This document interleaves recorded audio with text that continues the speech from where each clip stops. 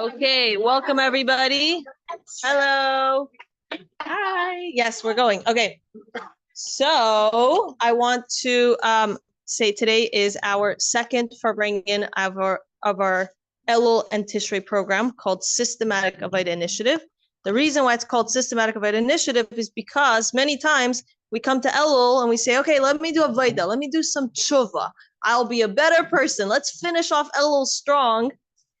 And we get busy with our day-to-day lives. So what we did is we made a system. A little bit of work every day can lead to huge rewards for the whole month, which we all know that the work that we put into Elul gives us brachas for the Tishrei, and the work that we put into Tishrei gives us brachas for the whole year. So we run a program based on 60 days. I'll scoot it into the, which is Rabbi Simon Jacobson's book, A Spiritual Guide to the High Holidays. And it has a page of reading per day. So what we did is we encourage everybody to do their daily reading and at least one journal entry. We give you a journal and it is yours. It's private between you and Hashem. You don't have to share with anyone. But when you do that, you get to enjoy these incredible Farbrengens every other week, and you also get prizes, because who doesn't have an Nefesh Bahamas that enjoys prizes? So I want to announce that today's prize, I think the phone closed off, might be, sorry. Today's prize for everyone that worked so hard in doing their reading, and have in mind that our prizes might be a little small when they begin, and then they grow and grow and grow. So, no, not that type. That would be fun. So I want to wish a mazel tov to everybody who did their quota. We know that Elul is a time of Tehillim, is a time that we add in our Tehillim. So here you have a pocket keychain Tehillim for everyone who did their quota. You get to choose your color. There's a selection of colors. And again, it closed. I am so sorry, Esther Malko. One more time. You have a very quick turnout rate. She's Louise. Okay. So our winners for the people who earned the prize for today are Esther Malka, Esther Citron, Shelby Bach. I need to learn how to say that last name. Chana Simcha Hillal. B. Friedman. What's her name? Batsheva Friedman, Yehuda Suarez, Adina Kalmowitz, Michal Weiss, that's funny. From Hershkowitz,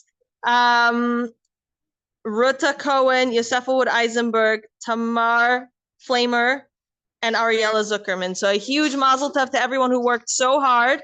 Have in mind that starting tonight, you start the new quota for the next section. So you can jump right back on. You get the next prize. Be'ezus Hashem will have another Farbrengen in 2 weeks. We are very, very excited. Okay, with that said, one of our amazing goals in Living Chassidus is to help connect the single women that come to Crown Heights for Shidduchim, or they come to Crown Heights in this age and stage, with community members. So one of our amazing members, Living Chassidus members, helped connect us to you because she enjoys spending time at your Shabbos table. So we're very, Hashem, we're very grateful to Malka Lavana for making this connection, and we're very grateful to you for taking up this opportunity and sharing some thoughts. If you'd like to introduce yourself first, and then you want to pin it to your shirt.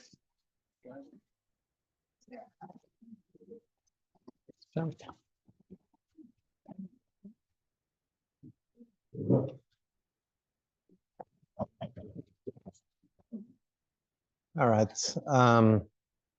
First of all, Chaim, everyone. So, to be honest, when the Crown Heights is a community with many rabbis and many scholars and many mashpiyim and all sorts of people, and I'm, to be honest, my day-to-day profession is I'm a businessman. So when I was approached to come Farbreng, my first reaction was, why don't they ask someone who's in the business, right? But then I thought, you know what, it's Chodesh Elul. And the entire concept of Chodesh Elul is, right, the king is in the field. What does that mean? One of the things that it means is that as opposed to when the king is in the palace with all the trappings of majesty and the Maimar bring down the duchsin, the noblemen and the dukes and the counts and the all the other noble people that are surrounding the king, and you have to go through a whole process. In the field, the king is approachable by anyone. So it's a more of a freewheeling experience to relate to the king. So I figured, why not? Even a businessman in Crown Heights could even come in for Farbrengen with you guys. It's also, today is an auspicious occasion on its own. It's also the anniversary of the Friedrich Rebbe, right? Yud Gimel Elul is the anniversary of the Friedrich Rebbe. It's actually, the Rebbe brings down in a sikha. It's a little bit unusual, and I still don't fully understand why. But he got married on a Friday, Yud Gimel Elul, the 13th of Elul, and the wedding feast was actually on Sunday. It was 2 days later. In Europe, the seder was, the order was that people used to get married on Friday, and they would have the meal Friday night. The reason being is because they didn't have enough food. So they were only able to scratch together enough food for one meal. So if you're going to have a wedding, you might as well kill two birds with one stone and have the Shabbos meal also. Friedrich Rebbe didn't do that. He had his wedding on, his wedding feast was on Sunday. And it's actually an interesting side note that the Friday weddings were so established that in Krakow, the city of Krakow, in the time of the Ramah, who was the rabbi, they actually used to have Friday weddings and Friday night meals. And they even had Goyish bands, non-Jewish bands playing music. They gave a special heter, a permission that you can have instruments because it was a wedding. And that was the order in Krakow. So this is a Farbrengen, right? So Farbrengen it has many different meanings to many different people. And to me, at least, one of the meanings of a Farbrengen is to connect to the source, right? We're Lubavitcher Chassidim, and Farbrengen is a time to get in touch with our Ruchnius and also to our connection to the Rebbe. There's an interesting Gemara in Zvachim, which very few people learn. And it talks about the Mizbeach, the altar. It's an interesting thing. And if you look at all the pictures and everything, in the Mishkan had the Mizbeach HaNechoshes and had the copper Mizbeach. And when you look at the pictures of the Beis HaMikdash, the copper Mizbeach disappeared. There is no copper Mizbeach anymore. The Mizbeach, and I'm not talking about the golden Mizbeach inside, I'm talking about the one outside, was made out of stone. And so there was a transfer over from the old Mizbeach, which was in the Midbar, that was traveling with the Yidden in the desert, and the Mizbeach that was in the Beis HaMikdash. There were two different altars, two different Mizbeachs. And there's a discussion in the Gemara about what happened to the Mizbeach HaNechoshes, what happened to the copper Mizbeach. And specifically, there's a discussion as to what happened to the fire on the Mizbeach. The copper Mizbeach had a fiery lion. The fire came down from the heavens, came down on the Mizbeach, and it looked like a fiery lion, to the point that when the Yidden traveled in the Midbar, they had to put, it was called a psachter, they had to put a metal covering on top of the Mizbeach, in order that the covering on top of the Mizbeach shouldn't get burnt. And this Mizbeach later on was transferred over to Shiloh. For those who were in Israel, they still have a whole site there in Shiloh. And later on, they switched over to a stone Mizbeach. So the Gemara asks, at what point did the fiery lion jump from the old Mizbeach to the new Mizbeach? When did it transfer? And there's an entire discussion if it was only in the time of the Beis HaMikdash or did it transfer over in Shiloh. So it's an interesting Gemara, an interesting Rashi, and it says that, in Shiloi, there were actually two Mizbeachs.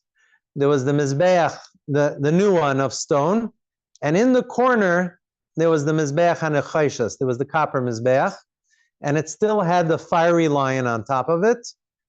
And every time the Jews brought a carbon in Shiloi, they would bring a carbon, and you needed fire, so there was a flame that would shoot from the other Mizbeach, from the old Mizbeach, which was sitting in the corner. It would shoot over to the new Mizbeach, and that's how that Mizbeach used to get a fire.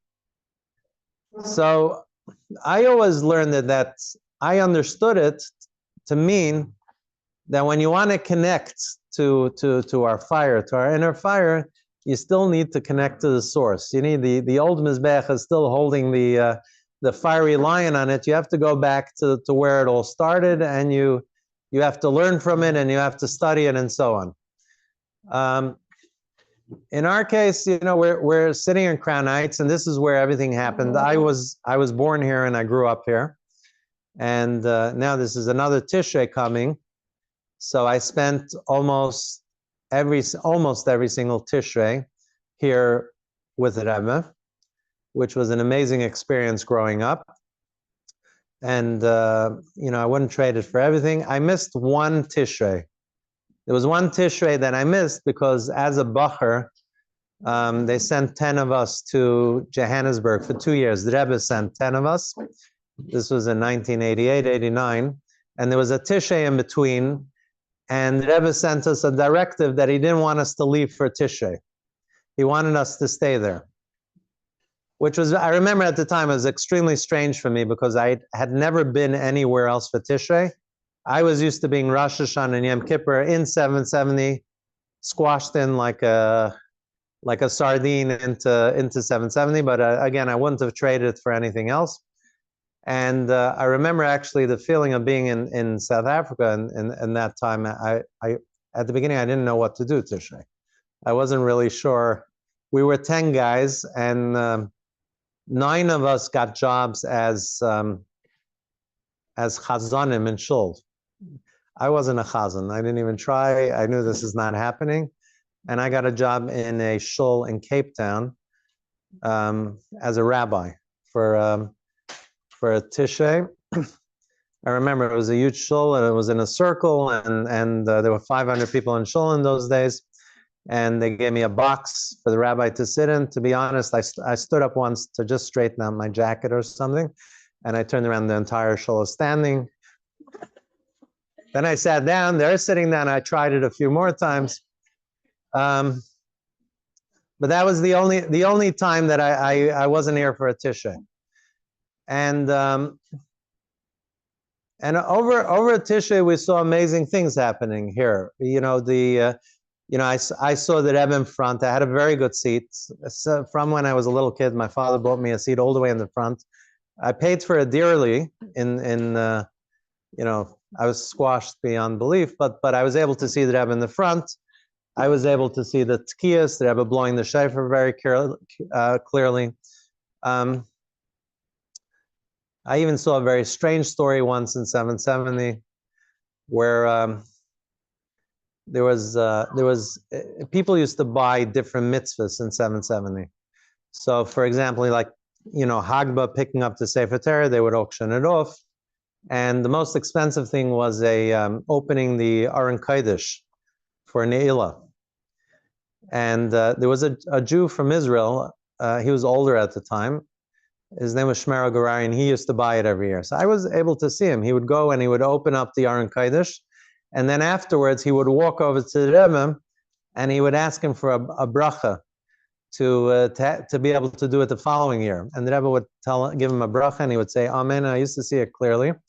And one year he went over to the Rebbe and he asked the Rebbe for a bracha, and the Rebbe looked away. It was a very frightening, and he was getting agitated, and he was trying to ask the Rebbe for a bracha, and the Rebbe just wasn't responding to him until they escorted him back to his seat. And the following year he actually got up early. I saw him get up. I was watching him because I wanted to see what would happen. And on the way to the Aron Kodesh, he died in 770. We didn't know at the time that he died. We just saw him fall, but he died in 770. My wife doesn't like when I tell the story, but I think this is like, so there was another chassid. There was another chassid named Shmerel Gerar. The other chassid's name was Zusha Vilamovsky. And I remember he was a very jolly guy, and he would farbrengen in the sukkah, 770 sukkah the whole time. And he came in after, and he was farbrengen, and he says, I don't understand. He says, Shmero Gerari chutzpah. He says he dies in 770, an inconvenience for everyone. He says, I'm going to die in the sukkah. And you know what? He died in the sukkah. A couple of years later, he died in the sukkah, which is a lot of very interest. What? He was an older man, and what? What was his reasoning? He was a very joyful person, and he didn't have this business that's too serious, dying in 770 on Yom Kippur. I'm gonna go. I don't know what his actual meaning was, but this was these were the things that we saw.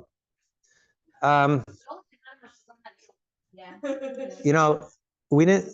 First, I wasn't a Chaim, but people didn't know. We didn't know till later. You saw like Hatzalah run over, and we weren't sure what was happening. Later on, we found out.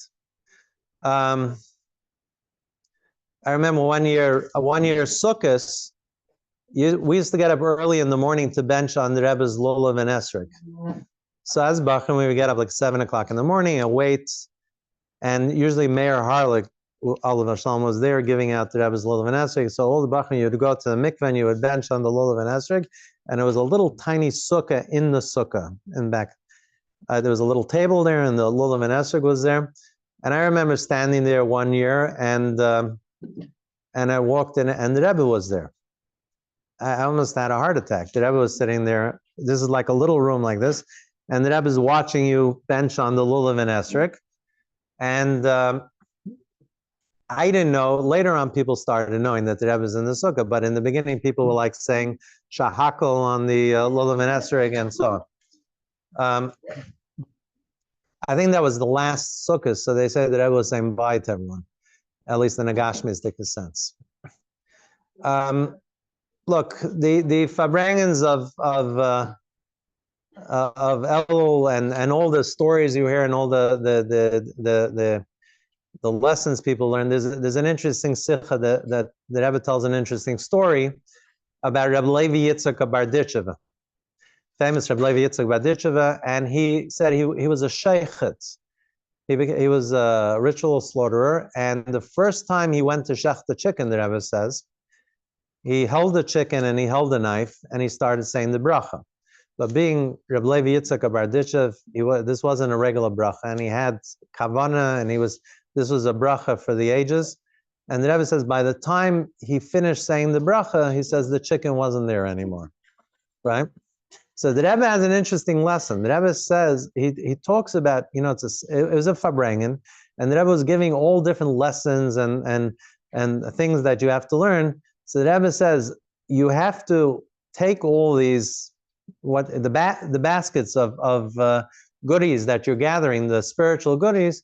He says, you have to make sure not to lose sight of what you're supposed to do. He says, the bracha is good, but at the end of the day, you have to shech the chicken. You actually have to translate it into something real. So I always like that. There's another story that I told you, I'm in business, so there's this story resonated with me. The Rebbe tells a story about a guy who, he was a bacher and he got married. And this was in the time of the Rebbe Rashab. And after he got married, people told him that he would make a very good businessman. He kept hearing it from all his friends, you should definitely go into business. You would be a phenomenal businessman. So being a Chassidish younger man, what did he do? He went to the Rebbe Rashab and he asked him what to do. He said, look, all my friends are telling me I should be a businessman. He says, I want to know if this is what I should do. And he says, I have two problems. Problem number one is I don't speak Russian, and almost all the business in Russia is conducted in Russian. So how do I get by this? Number two, he said, I have no money. So in order to do business, you have to have something to do business with. So he says, I have no money. How am I going to become a businessman? So the Rebbe Shab told him something very interesting. He said, first of all, in regards to the fact that you don't speak Russian, he says it's an advantage.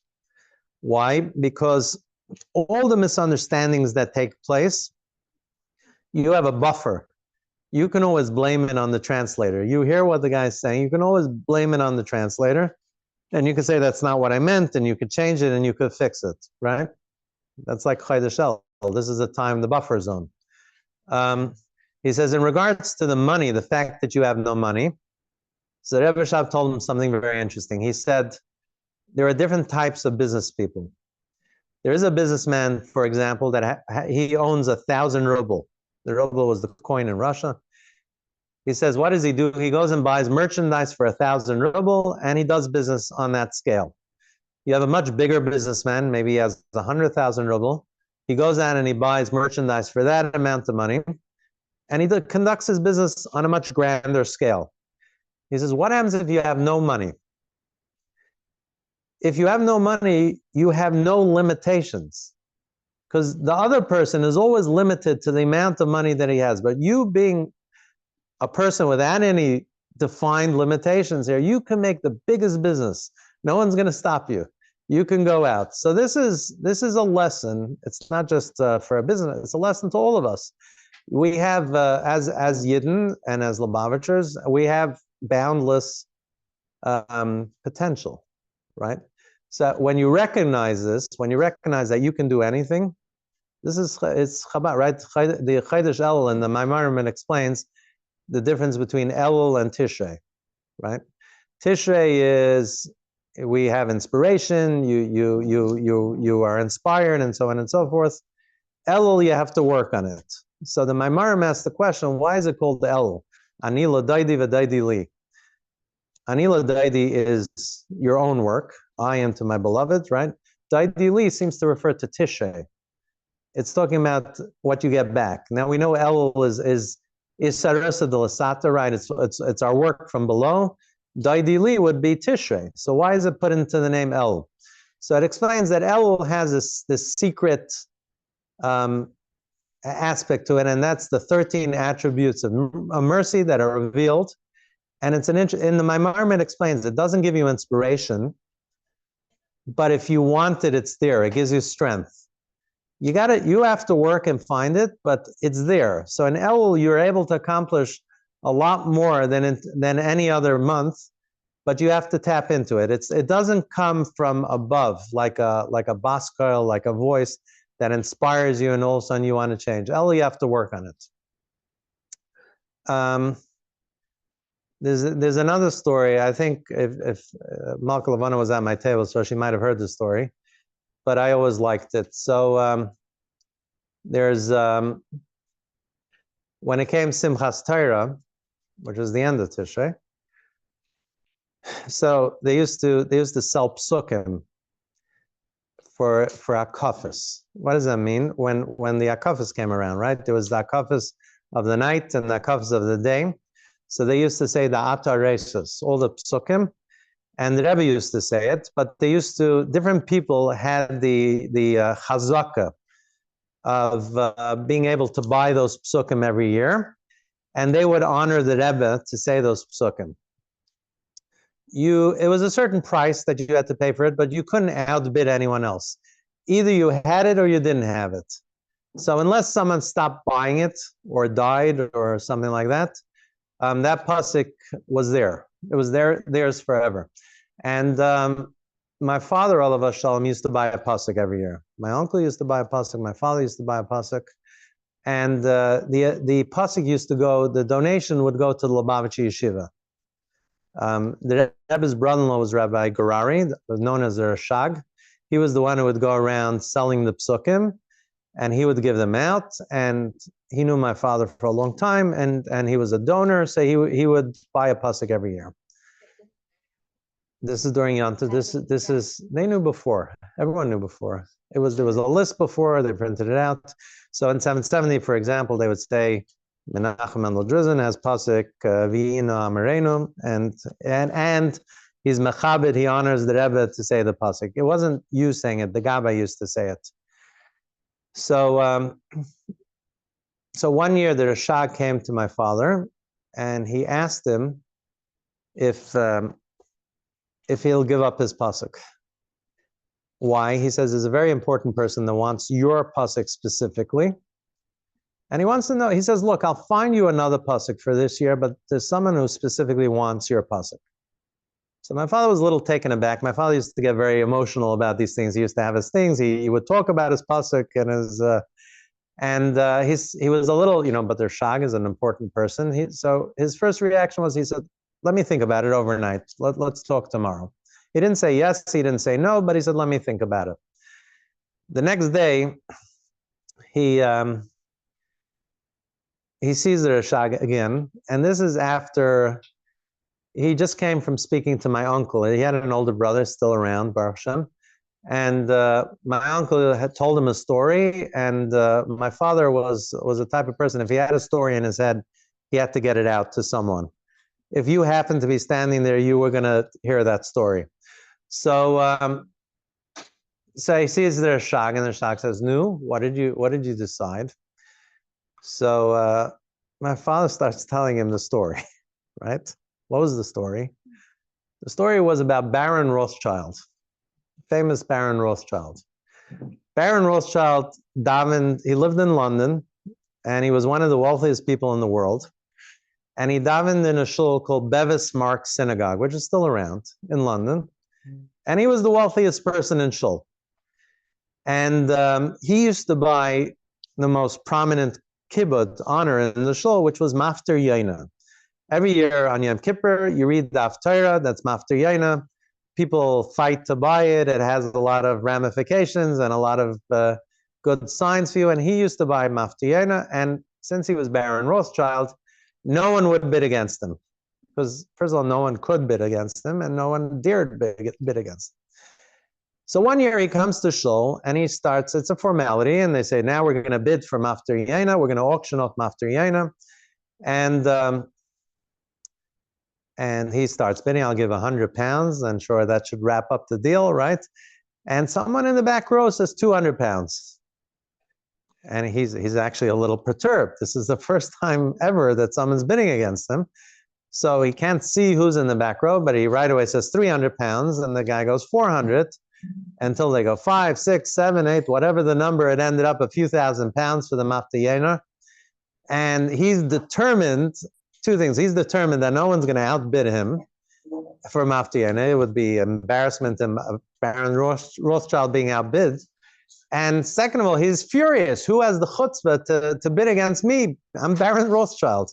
So when the bidding was done and the other guy was outbid, he once he was sure he had it, he furiously runs to the back of the shul to see who dares bid against Baron Rothschild. And he sees it's his partner, a guy. He's not Jewish, right? And so first Baron Rothschild's like speechless. What? He said, what are you doing? He said, first, what are you doing in shul? And why are you bidding for Mafter Yaina? And against me of all people. And so the partner, the non-Jew says, look, Baron Rothschild, me and you, we've been doing business for many, many years. Successfully, thank God, he says. He says, I've come to one realization. He says, what's good for you is good for me, right? So if I hear you're bidding for Mafter Yaina, I want it, right? So this is a story, and my father tells the Rashag the story. And then he says, you know what?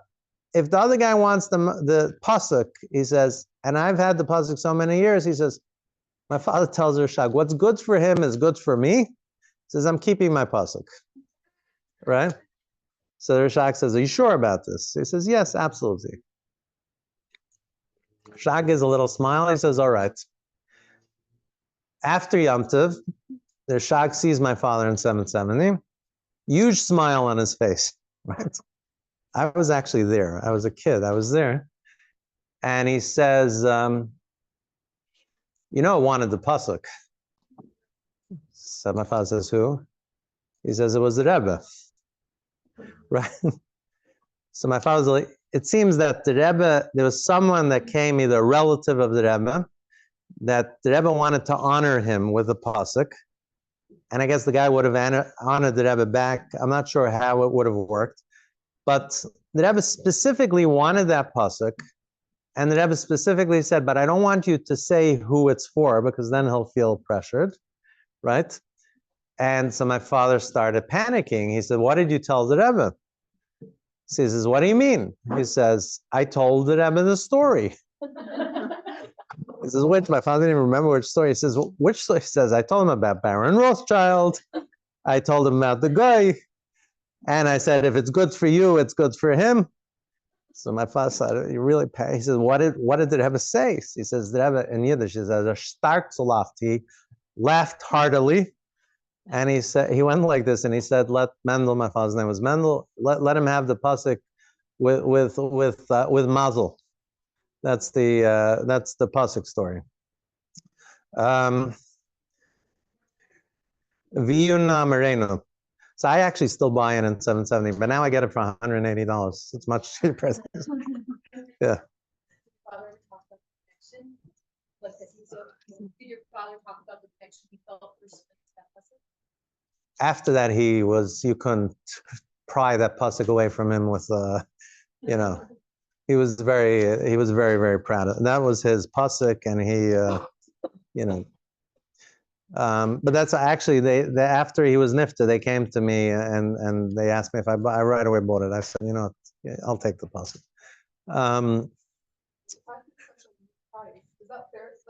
No, now it's like in those days, and then it was a lot of money. I think as a kid, I remember it used to go for like $2,000, which was a lot of money then. Things were much more expensive. No, that's now, And it was, I seem to recall as a kid, so this is like the early 70s, it was like $2,000, something that's 2.5 or something like that. I guess it changed over there, but that's sort of the number that I sort of remember in my head. Different things, like Psicha, the opening, the Aron for Nila went for like $250,000 in those days. You have to remember there were wealthy people from around the world that came here for Tishrei. They wanted to be part of it.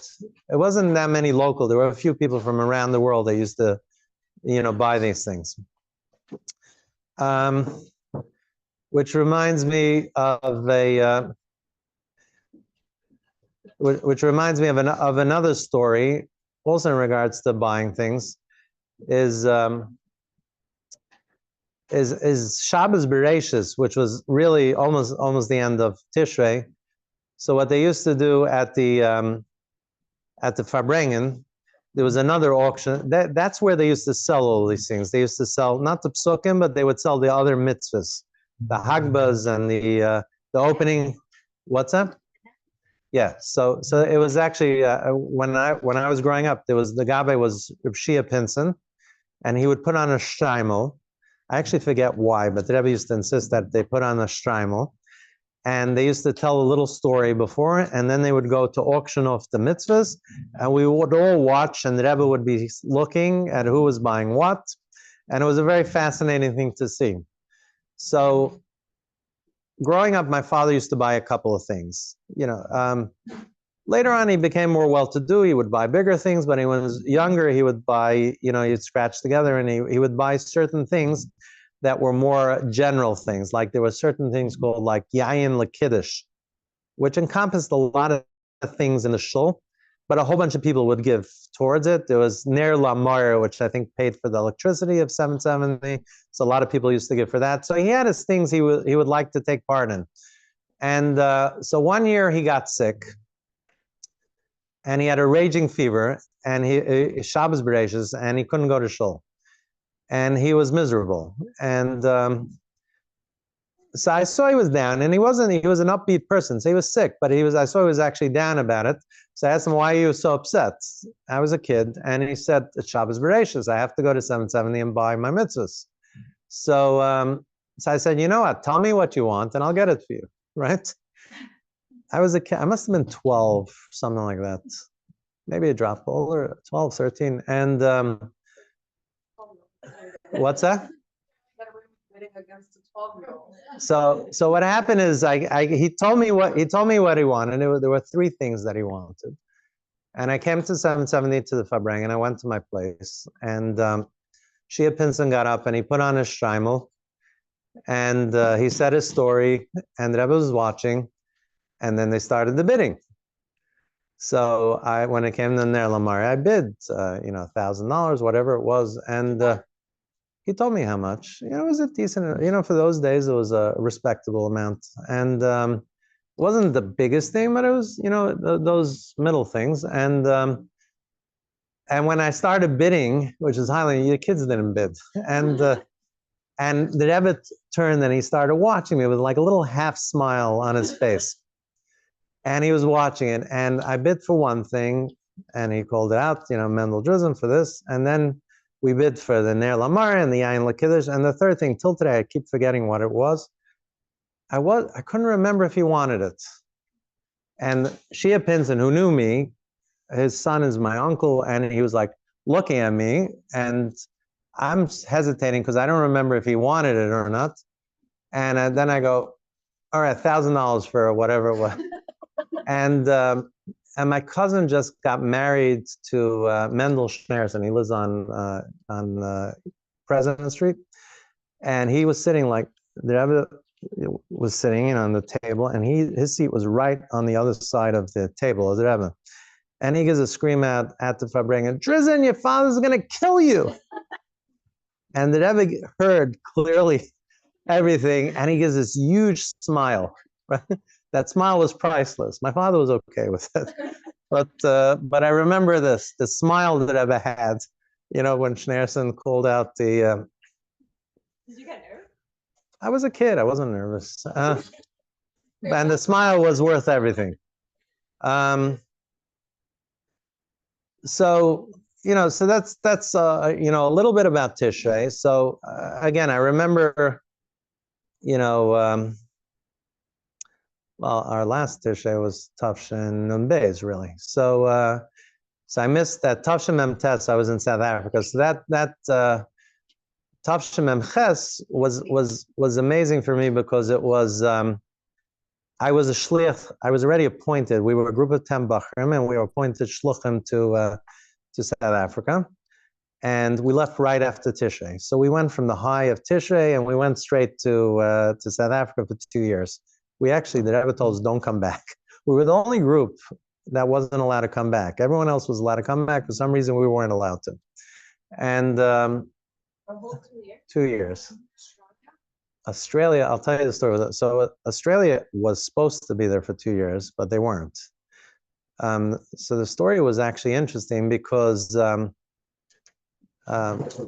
it's the king in the field, so it's not that formal. So I hope you don't mind if I freelance. Okay, I figured the guy last week gave you a structured, so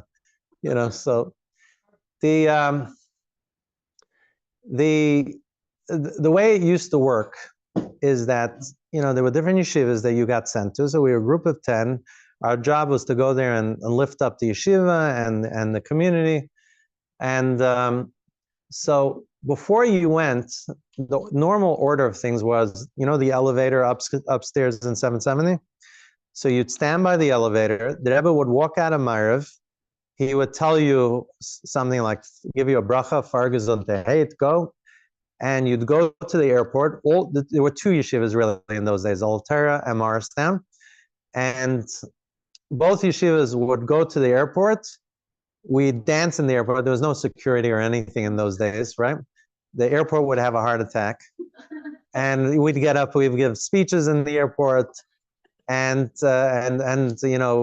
was like Simchas Torah in the airport for like an hour. We'd do that. And then we'd go onto the plane and we'd leave.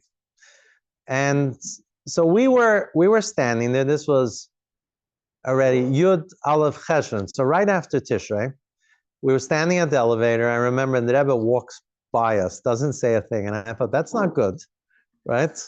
The Rebbe goes to his room and he turns around and he says in Yiddish, he says, Ruf herein the Johannesburg Kvutza, call in the Johannesburg Kvutza, the group going to Johannesburg. Pandemonium broke out in 770 because The Rebbe years ago used to have private yichidus for the guys who would go on shlichus, but the Rebbe already stopped it for many years. He did it for Australia for a while, like Rabbi Majeski actually had it. He was one of, close to the last people to have it, but then the Rebbe stopped for many, many years, and no one, not Melbourne, not the other places, had a private yichidus. So the Rebbe called us in, which was unheard of. And the Rebbe gave us an amazing bracha. I remember the bracha, he told us, Lech lecha me'artza, you should go out of yourselves and your land, and he gave us each a contrast about Hakel. And remember, the Rebbe repeated twice, should be psuris tavis tamid kol hayam, you should have good news forever. It's a very unusual expression. The Rebbe repeated it twice. I had a friend who had he has undergoing a lot of issues, and I told him, I said, because the Rebbe connected it to Hakel, of making gatherings. It was a Hakel year, and I told him, I said, let's make a little share together, because the Rebbe told me connection to Hakel. He said, Psuris Tavis Tamid Kol Hayamim. This is an eternal bracha. So let's, if we want, I thought it's a good idea to get some brachas. Let's get a few people together, and so the Rebbe told us this Psuris Tavis Tamid Kol Hayamim. Then we went to. Then they gave us the oh, that's not good. I mean, that is good, but it's very. That is good to see my wife, but my wife sometimes corrects what I have to say. Okay, my wife's Australian. My wife comes from a family of amazing speakers. Like my wife's grandfather was Rabbi Chaim, who was, you can go online here recording still, but he was one of the most famous orators out there. So when I came into the family, I thought I was a great speaker. It was very quickly put to rest.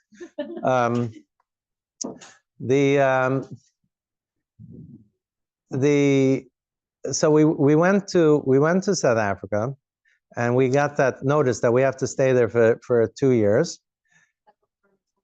He said, Azevi Melbourne, we should be like Melbourne. And as Melbourne was supposed to stay for 2 years, we're supposed to be there for 2 years. And then we came, and we were on a high, we had a yechidus and so on, which is amazing. 2 weeks later, there was, for those who follow Chabad history, there was Dida Natzach. So the first Dida Natzach happened while we were here in Marsden, actually. That was Hey Tevis. And then when they actually brought the Sfarim back, was Beis Kislev, Tavshem Mem Ches, which happened literally 2 weeks after we arrived in South Africa. So, we came there, and this is 2 weeks. We barely, are over our jet lag. And we start getting calls from different yeshivas, friends of ours, in Australia, in Paris, or wherever guys were, and said, look, the Sfarim are coming back. All the yeshivas have to come back to New York. This is the Rebbe's simcha, the Rebbe's joy. You all have to come back. I remember we had a payphone in our dorm. There were no cell phones. We had a payphone. So I remember picking up the payphone. Hello, it says, hi, this is one of the shluchim in Melbourne. He says, look, we're just letting you know that we know that Rebbe told you guys, Azevi Melbourne, that you should be like Melbourne. We're letting you know we're going into New York, so you guys have to come, right? And so we thought, we went to ask our Rosh Yeshiva, what should we do? He said, go, you want to go, go. And he was still trying to figure out, how good we were or not. And so we sat down to Farbrengen, great, we're going to New York, right? And we drank a little bit l'chaim. Sometimes when you're bacher, as long as you don't overdo it, things crystallize when you say l'chaim. And I remember thinking about it. We thought, we're going to go to New York, but then a little inkling of doubt crept into our heads.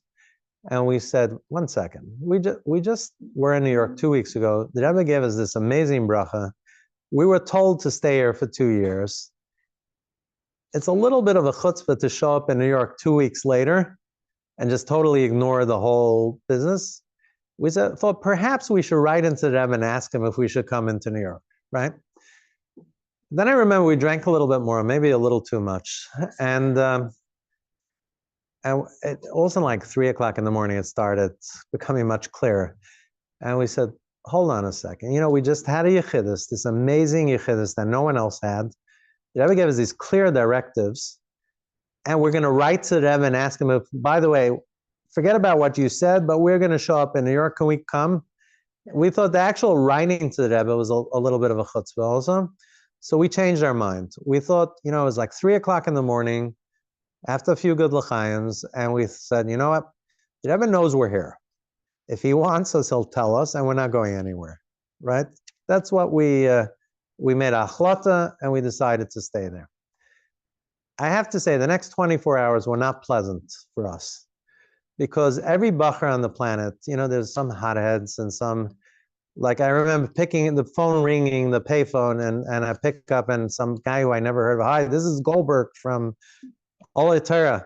I heard you guys are not coming in. I hate you. Don't you care for the Rebbe? Don't you? And okay, thank you very much. You had everyone who made it their business. Word got around very quickly because every bacher on the planet. What's that?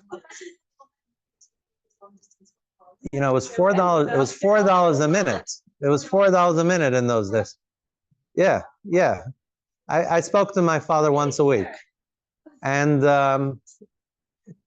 we actually had one guy who's Bachim. You don't ask Bachim. They figure it out. But anyways, to cut to the chase, the what happened is, for those who know, the Rebbe came out. The Rebbe was very upset.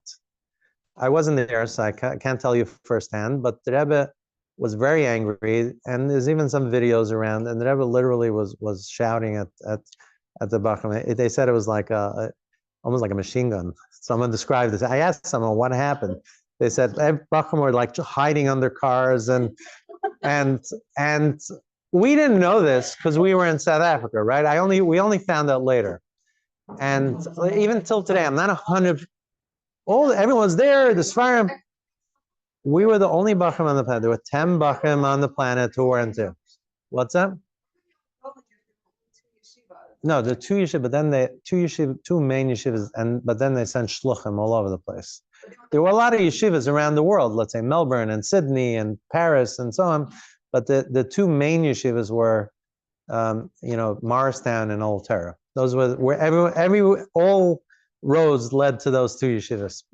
And so what happened is afterwards, Rabbi Groner called us, Alav Shalom. And Rabbi Groner knew we were there because he had a son. He wasn't a shliach, but he was with us in the yeshiva. Ari Groner, he lives now in Pomona. And he called us and he said, I just wanted to tell you guys what happened, so you know. He says that the Rebbe was so upset.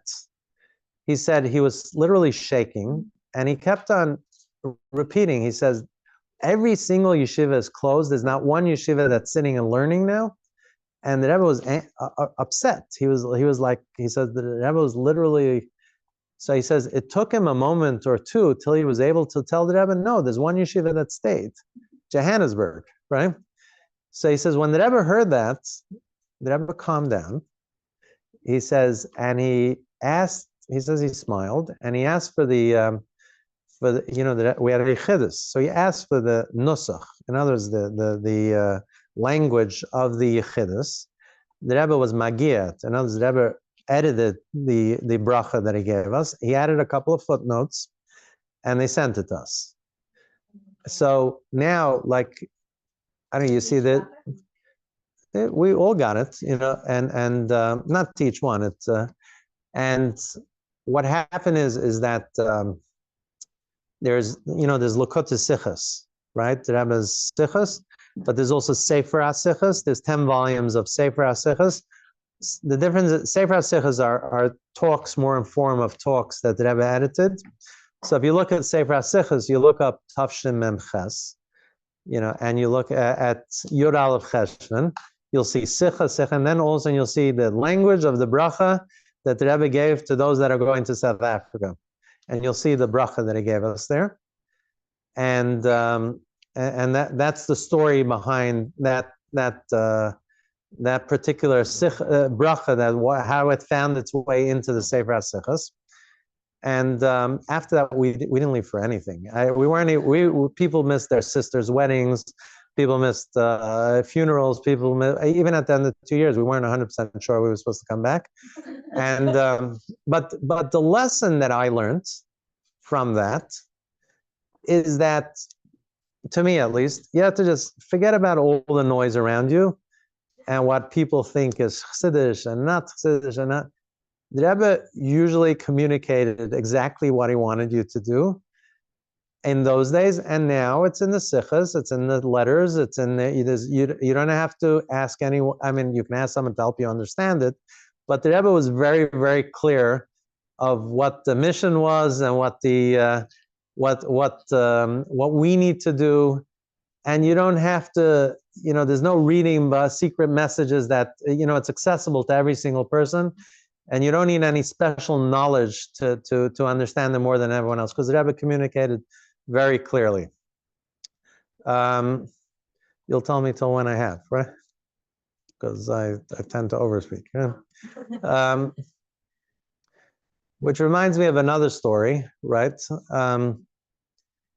So after South Africa, I went to, I had the merit, I think, to go to Dnepropetrovsk. I was there for almost a half a year. What's that? Well, I had a couple of stories there, but yeah. So how did I end up there? I always wanted to go because it was my grandfather. My father was Russian. My grandfather was actually the director of the, there was the Machteres, the secret underground yeshiva network. So my grandfather ran it. My grandfather learned in Lubavitch, and he ran it from, I think, 1930 to 1935, which were the worst years. He was the director. For the reason he was director, because the guy before him was killed after a month, and the guy after him was killed. So it was last man standing, and he ran it well. And he had amazing miracles and nisim, and the teachers that survived that amazing miracles. And so I always had a thing. I wanted to get to the Soviet Union, and I actually asked him. He was still alive. He was nifter while I was there, and I actually joked him. I said, why he wasn't happy about me going there, and I asked him, why did you come? And he shook. He was not scared of anything. And I actually, it was interesting for me to see him when he reminded himself about it. He literally shook with fear from just remembering the, what they had to put up with. And he used to sleep in the cemetery at night. There was a mausoleum there. And because they used to come arrest you at night, he figured out that the KGB would come at night, so he never came home at night. And that was one of the, he had a uncanny and mazel, like to evade capture. So what happened is that my cousin, who currently is the rabbi of Dnepropetrovsk, he's still there now, Rabbi Kamenetsky, so his mother and my father are brother and sister, and we're pretty close. So he was the shliach, but he didn't go yet. Why? Because his wife was pregnant, and she didn't want to have the baby there. She wanted to have the baby here and then go to the shlichus. So he asked me, I was in 770, I was a couple of years younger than him. He asked me to fill in until he was ready to go. So I went there, and it was an amazing thing for me because I knew it's the Rebbe's father's city, right? So technically I was running the Rebbe's father's city, which to me was an amazing thing. And I was there, I went myself, but there was a bacher from the previous group who just never left. So he hung around most of the time. And it was good for me. I liked having someone else around. But it was we were on a high because whatever we touched turned to, the city was blessed like something unbelievable. So you'd wake up in the morning, you decide that you want to have a cheder. By the afternoon, you would have a building and 50 kids, and this is the way it went in those days. And like I actually had, were you at my house when that guy from Israel was there?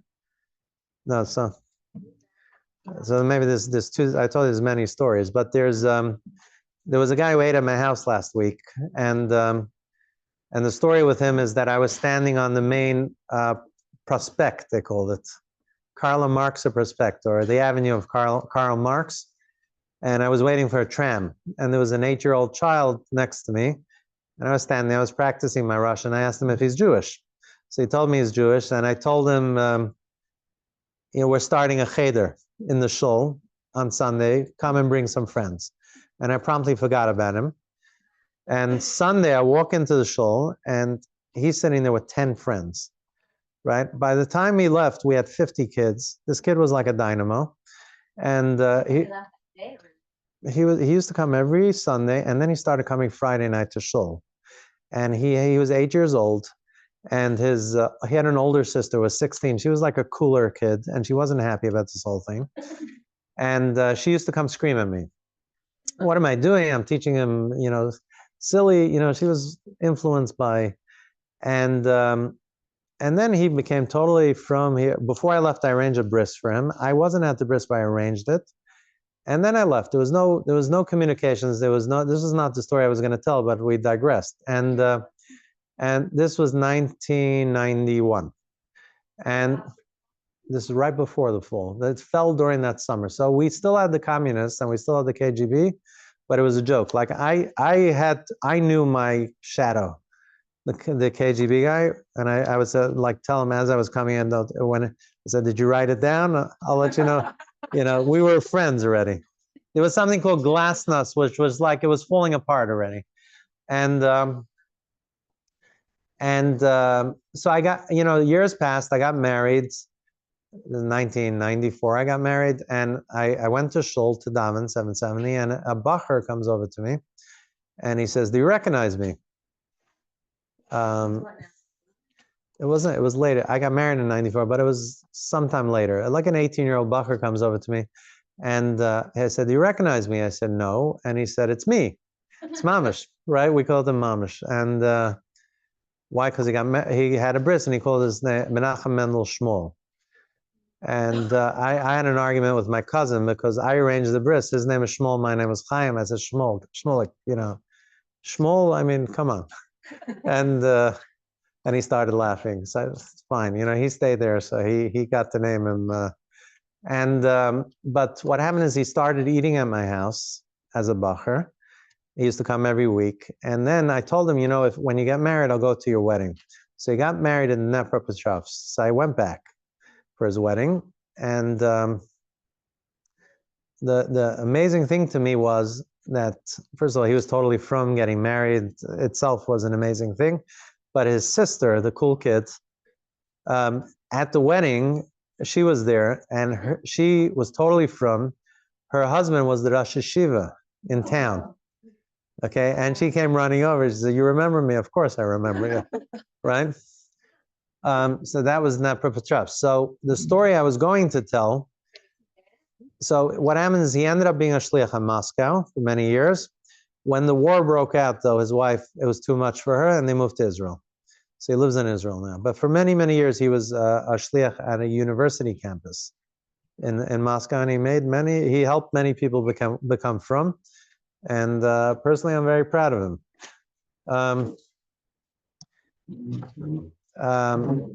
Again, you'll tell me when to end, because I don't know if it's 9 or 30, whatever. You tell me. So whatever. We're all sitting quietly. So okay. So the story I was going to tell is when I came, we had a shul. And the shul was what the communists used to do. Dnepropetrovsk in its heyday had 43 shuls. And what the communists used to do is they closed every single shul, but because officially in the constitution, there was freedom of religion, even though in practicality there wasn't, they would leave a shul open. So for two things. One is they wanted to show, sure, you could daven in a shul, but number two is they wanted to keep eyes at whoever was going to shul, and that was the easiest way to do it. So we had that one shul that they left open, which was on a street called Katsabinskaya. But I was always, the first thing I did when I was there, I wanted to know where was Rebbe's father's shul. There was another big shul down the road, but that wasn't his shul. And then I found that his shul was right around the corner on another street called Miranova. And at the time when I was there, it was like it wasn't that big a shul, but it was a little office building. They called it a zavad, which is like a factory or something like that. So I'd sort of developed, I don't know why I did it, but I just got it into my head. I developed my order of the day. So I would wake up in the morning. I had to stay at the hotel, which was, overlooking the Dnieper River. So the hotel was communist chic, it was like a dump. And I would go out. I would say hi to my KGB guy, and then I'd walk over to the Rebbe Leivik shul. I would knock on the door. There's no dinner. We ate. I'll tell you right after. So I would go to Rebbe Leivik and knock on the door. A lady would open up. She'd say, "What do you want?" And I would say, "I want the building back." She would scream at me to go away, and she'd slam the door in my face, and that I'd get my kick for the day every day. And then I'd go to Katsabinskaya. We'd have davening, and so after a month of doing this, right, the door opens and she's not there, and there's the director of the Zavad is there, director of the factory, and he's a serious guy, and he says, "Look, what do you want?" He tells me, "Every day you're here, you're making us crazy. What do you want?" So I said, "Look, you know the history of this building. It's a shul. It was stolen. I want the building back." Your Russian was that good? Ironically, I don't know why I didn't speak a word of Russian before. I mean, even my father, who was Russian, his language was Yiddish. My aunt spoke Russian, but even their first language was Yiddish. We communicated with my grandparents in Yiddish. So there were Russian mixed into it, but I didn't know, maybe a word or two. For some reason, it just came on. It's a terrible Russian. If you want to speak it grammatically correct, there's like 6 ways to say each word. I was a disaster with that, but I can get by myself. And it happened like after 3 weeks, we were conversing in Russian.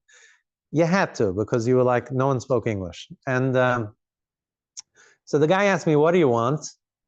So I said, "I want the building." So he says, "Look, bring me $40,000 and you can have the building." Now, just to give you an idea, in those days, for $40,000, I could have probably bought the city hall of Dnepropetrovsk.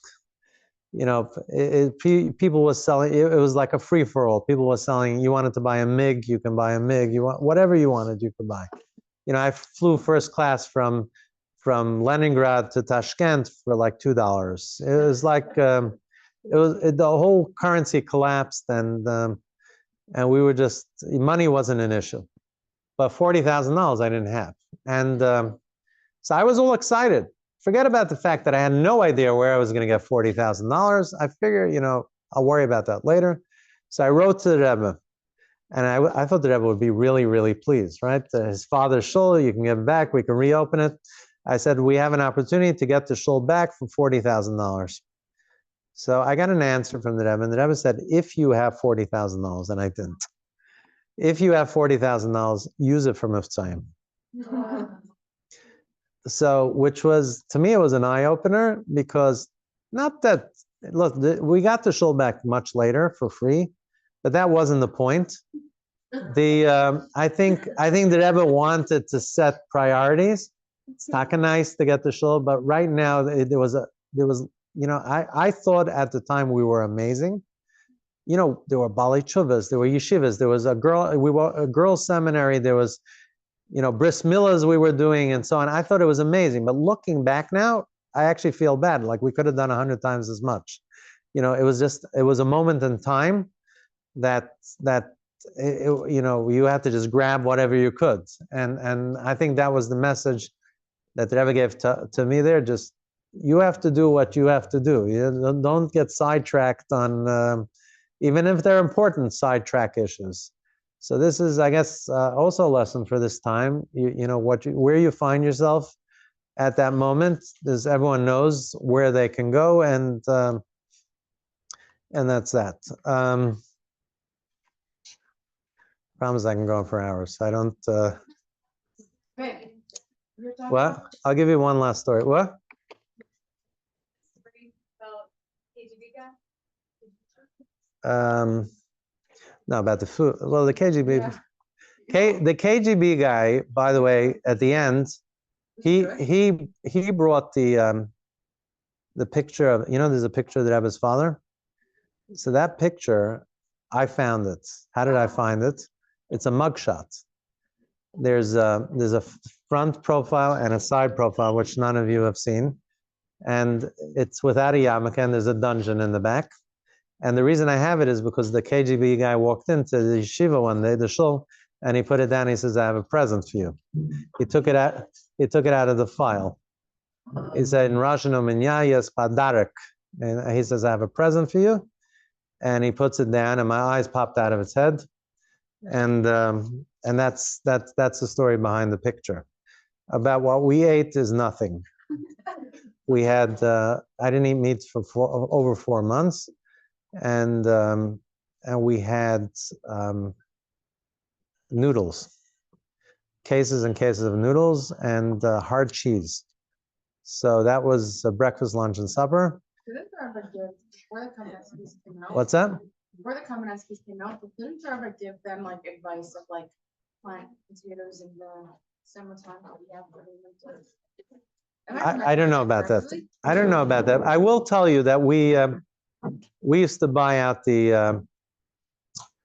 There was every Friday there was something called a bazaar, which was like a open fresh market, and people used to come watch us because they'd have tomatoes, and tomatoes, only rich people ate tomatoes, and we'd buy out every single tomato in the market, every vegetable, because we used to do a Friday night meal, so we just bought every potato we can get our hands on, every you know, it was you know, cabbage, just loads of cabbage. I mean, and I'd have girls, you know, we get it on occasion. We get eggs on occasion. You're talking about. I remember the first big event that we did was Purim, and I wanted to think big. I didn't realize the place I was in, and I hired a restaurant. I kashered out the restaurant.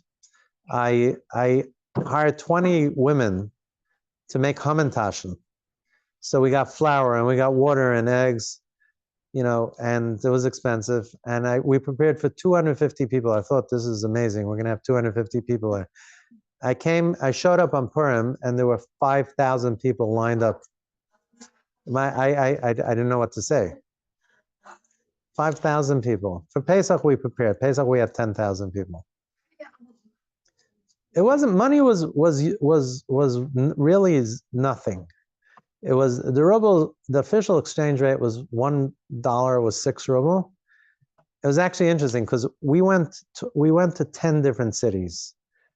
You know, so we were like a group of guys. So I went to Dnepropetrovsk, another guy went to Kiev, another guy went to Odessa, and so on and so forth. So the Rebbe gave us each $36. And the Rebbe said something interesting to each one. He said to Biden, to change it there for a Farbrengen or something.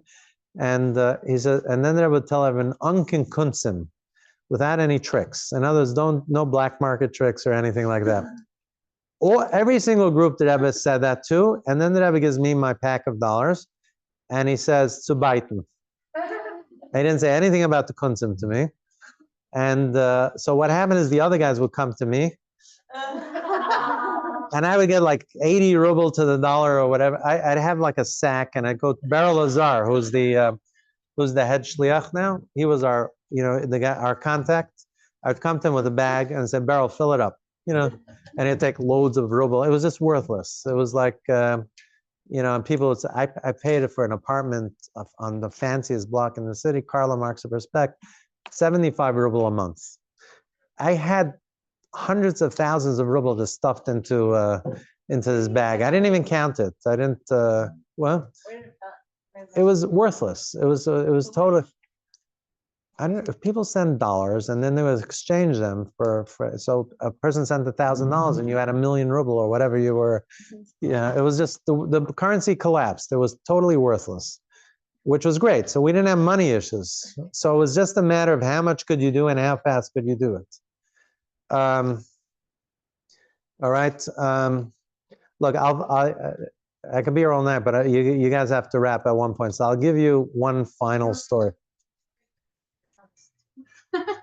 So that was this bacher, this this mamish. Okay, I don't want to overburden you. If you guys don't mind, I can. So I'm gonna take. We try to take. Yeah. Are you up for? What? I'm fine. What? Oh, okay. I was gonna tell her something, but it's fine. Okay.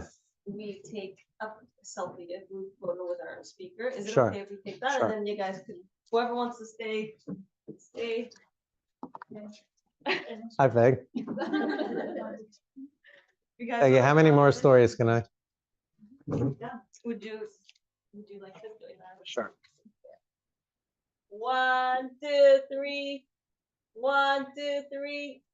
Yay! Thank you. Okay. Okay, so I can also share stories. I love this. all right, so I'll tell a story that Peggy, you don't have to. Do you want to come join? Okay, that's fine. Oh, okay. What's that? It's fine. We're good. We're married 30-something years.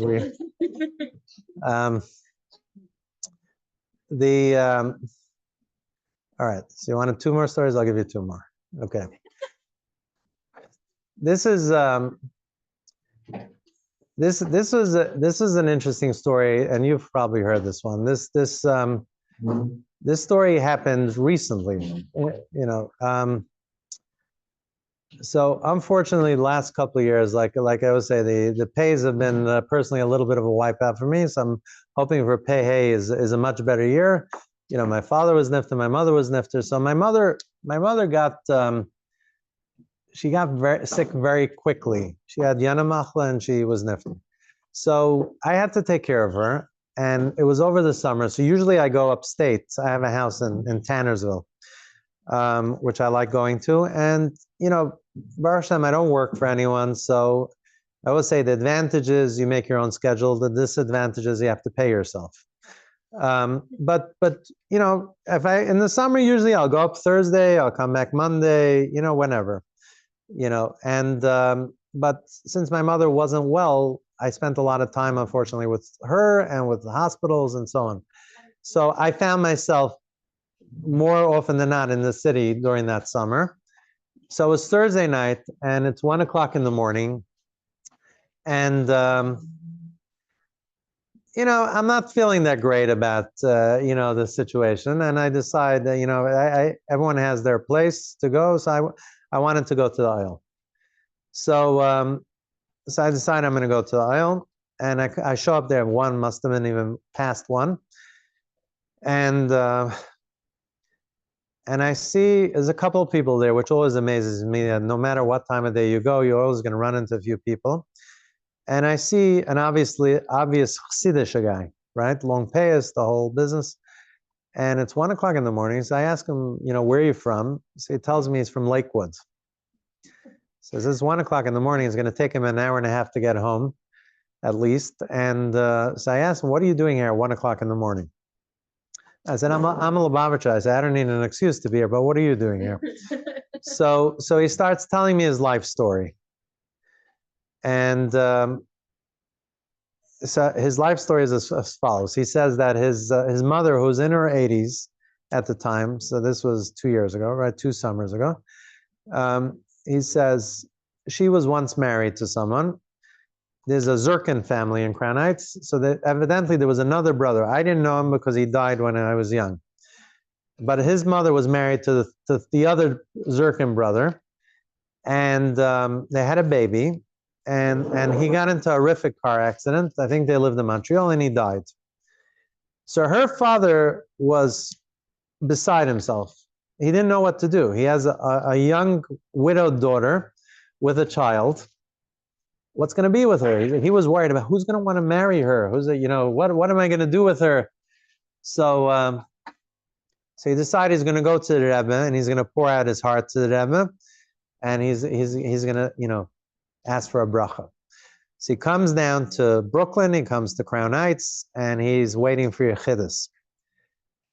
And he comes into the Rebbe and he starts crying. And he tells the Rebbe, look, my daughter is newly widowed and her husband died in this horrible car accident and she has a baby. What's going to be with her? He says, who's going to want to marry her? A woman with a baby, right? So the Rebbe tells him, Daigenisht, don't worry. The chassan is shein da. The chassan is already here. So he thinks maybe the Rebbe doesn't understand the problem, right?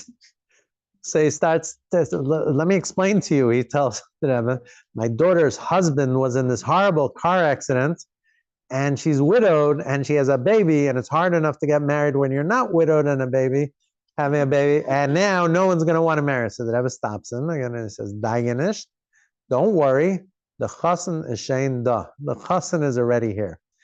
He walks out of that yichud is totally confused. He has no idea what this is. Maybe there's some weird way that the Lubavitcher Rebbe gives a bracha, but he has no idea what this is all about, and he's not feeling great about it, right?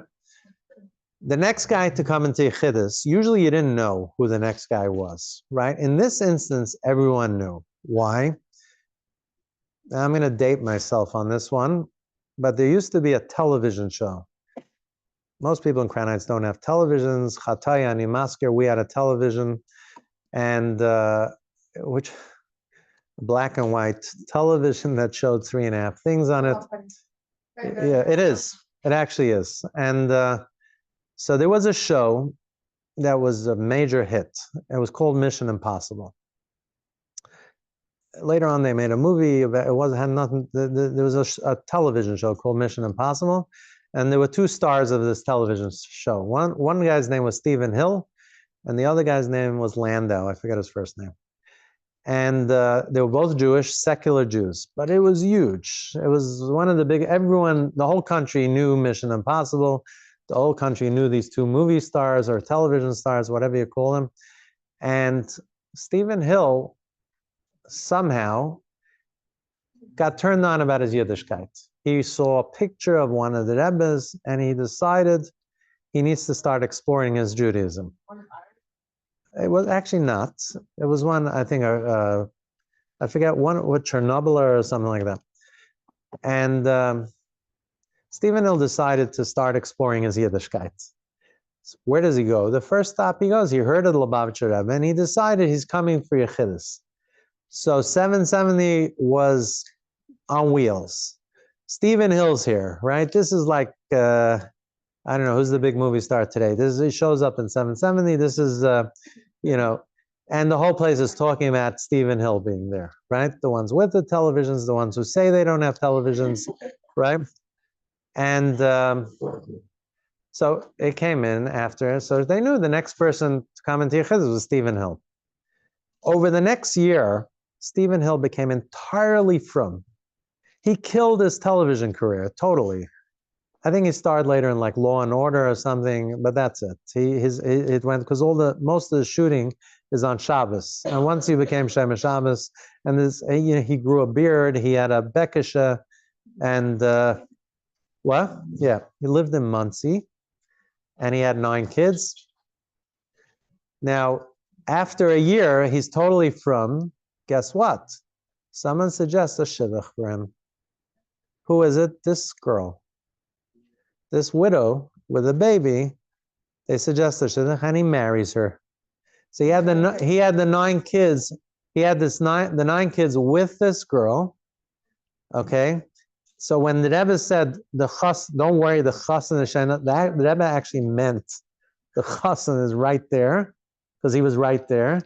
And the guy I met at the oil, the guy from Lakewood, who was there at 1:00 in the morning, was Stephen Hill's youngest son, right?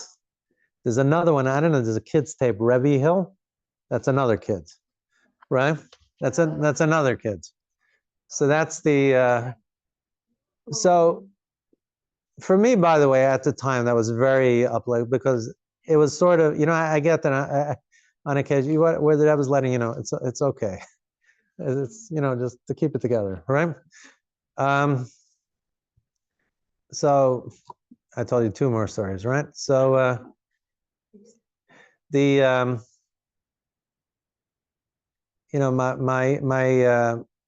parents owned the house on Crown Street. It's a nice big house, and my mother was from not a Lubavitcher family. She actually lived in the Crown Heights in the 1950s, but my grandfather on my mother's side was a Bayarner Chassid, and in those days it was more common for non-Lubavitchers to marry Lubavitchers, and after they got married, everyone was running away from Crown Heights. Everyone used to live in Crown Heights at one point, but then they all ran away. The neighborhood was going to falling apart. I remember even as a kid growing up, we were like, okay, bye, see you later. We were like the only people left here. And what's that? The Rebbe saved Crown Heights. I mean, literally, the Lubavitcher people were only, we were the only ones left. All these other shuls that you see is because the ones that we were able to save. And, I had across the street from my house, I had a functioning Aguda shul, which had maybe 200 people. Within 5 years, they were gone. And it was like a ridiculous phase in New York Jewish history where one black person would move in and, all neighborhood, Brownsville was a little before my time, but Brownsville, East New York, then East Flatbush was a Jewish neighborhood, disappeared. Now it's coming back, ironically. So they ran to Flatbush. Now Flatbush has the problem. They're all running away from Flatbush because they're going to Lakewood. And Flatbush and Borough Park mainly. And it was pre-Muncie.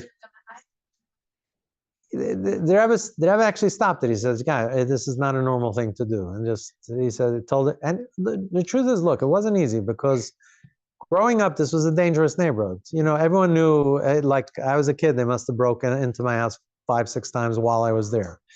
So this wasn't this. I was a kid. Honestly, no. But I was a little kid. Window pops open, big black guy in the window, and I walk out. I remember once my father in the sukkah, and he got panicked. He grabbed a knife and ran to the. But I was a kid. I was like, okay, there's a big black guy in my window, and the guy didn't know. He didn't expect a kid there either. But it must have happened at least 5 times. And so this was, so my mother didn't want us, after I got married, she didn't want to stay in Crown Heights. And my father really wanted to be here, Farbrengens and everything. So they made a compromise. So East Flatbush in those days was a very vibrant Jewish community, and it was walking distance. And there was a shul there, Rabbi Bucket shul, was a Lubavitch shul. It was actually the first Lubavitch yeshiva. In 1940, when they opened the Lubavitch yeshiva in America, it was in Rabbi Bucket shul in East Flatbush, unfortunately was sold now, but it's a pity because now it would have been a functioning shul. They missed it by 10 years. And so they rented a house in East Flatbush, and my father used to walk in for Farbrengens every Shabbos. But he really wanted to move back to Crown Heights. So this house came up for sale, and my father shows my mother the house and says, "Look, this house is for sale." So my mother said it was a beautiful house, a very big house, detached. So my mother said, "You know what? If you buy that house, I'll consider moving back to Crown Heights." Right? So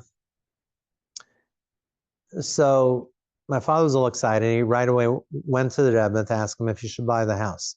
He had 2 problems. One is that in those days, a house like that should have cost $35,000. And the guy was a well-to-do guy. He wanted 50, which is an outlandish amount of money. The other $4 million house. No, yeah, exactly. Now, the other problem was it was infested with termites.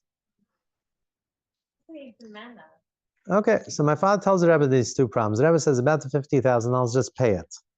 Just buy it, even for 50, yes, without hesitation. Then the Rebbe said about the termites, he called them the veramlach, the worms. He said, the Rebbe goes like this, he says, don't worry about it. And then the Rebbe says, you could actually use it to knock the price down. So my father goes back to the guy, and he took off $2,000. He bought it for $48,000, which is still a lot more than everyone else paid, but it was, he got $2,000 off. He brought in an exterminating company, and the guy says, I don't know who told you there's termites here. No termites, right? Okay. I grew up knowing the story, right? Man, my father used to like saying the story. I grew up knowing the story. About 20 years ago, there used to be a wedding hall in Williamsburg called Rose Castle. And I was invited to a wedding, and I'm sitting down there. Is it? I thought they ripped it down, but okay. And I'm sitting at Rose Castle, and I'm sitting next to a guy, and I asked him his name. He tells me his name. It's the same name as the guy who my father bought the house from. So I asked him, are you related to the fellow who lives on Crown Street? So he says, yeah, it's my father. The guy was a little older than me, so I said, Shalom Aleichem, we probably grew up in the same house. So he got all excited, and he tells me, oh, it was such a great house, but the neighborhood was going to seed, and we really didn't want to sell it, but we had no choice. And then he tells me, he stops and he thinks, and he tells me, I have to ask you mechila. I have to ask you for forgiveness. I said, I just met you. Why are you asking me forgiveness? So he tells me, your father was he tells me, a naive fellow, and we took advantage of him. So first of all, he said, your father was a nice guy, but he was naive, and we took advantage of him. So first of all, my father wasn't a nice fellow, but he was naive, he wasn't. He was a successful businessman. He was pretty shrewd. So I was a little taken aback by it. And I said, why do you think my father was naive? So he says, look, he doesn't know the problems we had with the termites. He says, we brought company after company, and they told us no one was able to do anything. They said, you have to gut the whole house out, and you just have to start again. So I smiled at the guy, and I said, you don't know the story, do you? So he said, what story? So I tell him the whole story, and his face turns white. This is 40 years later. He couldn't talk to me anymore. He just got up and he walked away. Bam. So Still have the house. Yeah. there's no termite? No, it hasn't been a termite since. Should I buy one house and I was to buy two? Is that? I don't know that. I mean, the Rebbe told my father and my uncle to go into real estate, but Chaim is my cousin. Yeah, the Chaim is my cousin. Her father was my father's younger brother. All